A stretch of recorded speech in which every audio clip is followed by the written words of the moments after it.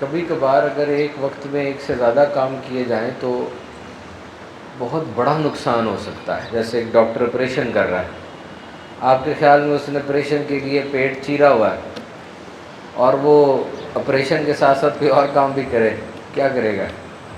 مار دے گا اس کو. ایک انجینئر سب سے اوپر والی بلڈنگ میں ایک مشین لے کے کھڑا ہوا ہے اور اس مشین کے اوپر کام کر رہا ہے. اب وہ اس کے ساتھ دوسرا کام کرے گا تو کیا کرے گا؟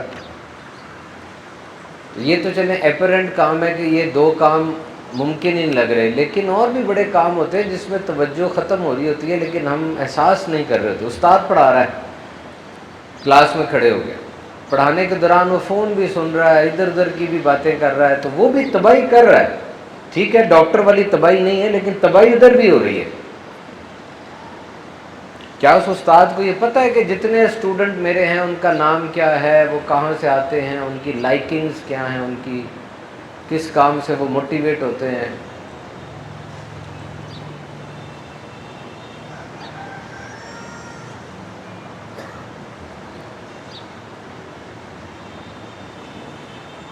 تو ایک وقت میں ایک کام کریں، پھر آپ دیکھیں رزلٹس کیسے آتے ہیں.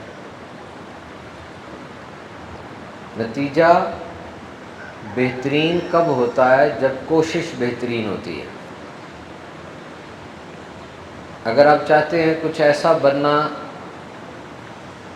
منفرد بننا، کچھ الگ سے بننا، آپ میں سے کئی جامعۃ المدینہ میں پڑھتے ہوں گے، تو جامعۃ المدینہ میں تو ہزاروں بچے پڑھ رہے ہیں، وہی کتابیں ہیں، تو جامعۃ المدینہ سے تو پاس آؤٹ ہو جائیں گے. بس منفرد اگر بننا ہے تو کیا کرنا پڑے گا؟ جس طرح سب پڑھتے ہیں پھر اس طرح نہیں پڑھیں، کچھ اور طریقے سے پڑھیں.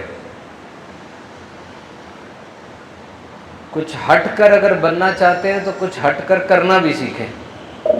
سمجھ آ رہی کہ نہیں آ رہی؟ If you want to become something، اگر آپ کچھ ایسا بننا چاہتے ہیں کہ جو ہٹ کر ہو تو کچھ ہٹ کر کرنا بھی سیکھیں. جیت بڑے بڑے کام کرنے کا نام نہیں ہے، چھوٹے چھوٹے کام بڑے انداز سے کرنے کا نام جیت ہے. میرے پاس ایک لڑکا آیا، آ کر کہتا ہے کہ جی میں نے انٹرویو دینا ہے، بہت بڑی کمپنی ہے، تو مجھے کوئی طریقہ بتائیں،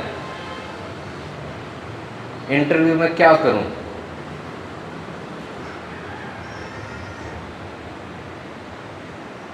تو اس وقت میں نے کہا میں کیا طریقہ اس کو بتاؤں؟ اب انٹرویو کے اندر فوراً تو نہیں کچھ ہوتا، وہ تو ساری زندگی میں جو آپ نے سیکھا پڑھا وہی سامنے آتی ہے نا بات. میں نے سے کہا ایک بات کا خیال رکھنا، the most important measurement in your body is from your ear lobe to shoulder. Try to manage this distance and this measurement accurately. میں نے سے کہا تمہارے پورے جسم میں جو سب سے اہم ترین ڈسٹینس ہے نا، جو فاصلہ ہے، وہ تمہارے کان کی لو سے تمہارے کندھے تک ہے. کہتا کیسے؟ میں نے کبھی تم نے ایسے کیا ہوا ہے؟ ڈرے ہوئے ہو، چھوڑو کندھوں کو، ریلیکس کرو، ریلیکس ہو جاؤ. جب انسان نے اپنے کندھوں کو ایسے کیا ہوتا ہے نا، ایسے، تو وہ ڈرا ہوتا ہے، وہ اینکشس ہوتا ہے، اس سے انگزائٹی ہوتی ہے، اس کو سچویشن سے ڈر لگ رہا ہوتا ہے. یہ باڈی کا ایک سیلف ڈیفینس میکینزم ہے. آپ نوٹ کریں آپ میں سے کس نے بھی ایسے کیا ہوا ہے، ایسے سننا، اس کو ریلیکس کریں. یہ ڈسٹینس ہونا چاہیے یہاں سے یہاں تک، ریلیکس، بالکل ایک دم سے اپنے آپ کو ڈھیلا چھوڑ دیں. اب دیکھیں ہم نے کتنا اکڑا کے رکھا ہوا تھا اپنے آپ کو، کیوں ڈرے ہوئے ہیں آپ؟ ریلیکس کریں. نہیں ریلیکس ہو رہے تو سانس لیں ایک دفعہ ناک سے اور منہ سے باہر نکالیں، ریلیکس ہو جائے گا. اب جب سامنے والا بندہ دیکھتا نہیں ایسے بیٹھا ہوا ہے تو یہ کوئی اچھا امپریشن نہیں ٹریول کرتا. آپ خود نوٹ کریں، میں ایسے بیٹھ کے بیان کروں یا ایسے بیٹھ کے بیان کروں، فرق ہے نا. آپ کو لگ رہا ہے یہ ریلیکس ہے، اور مجھے ریلیکس دیکھ کے آپ بھی ریلیکس ہیں. ورنہ آپ سمجھدار ہیں، آپ کو پتا ہے کہ یہ اگر اینکشس ہے، اس کو انگزائٹی ہے، اس کو کوئی سر میں درد ہے، تو اس کی سر درد مجھے بھی آ جائے گی، تو میں اس کے سامنے کیسے بیٹھوں؟ تو ڈرے ہوئے بندے کو کوئی نوکری نہیں دے گا، وہ تو آ کے اس کی پوری ورک پلیس میں ڈر پھیلا دے گا۔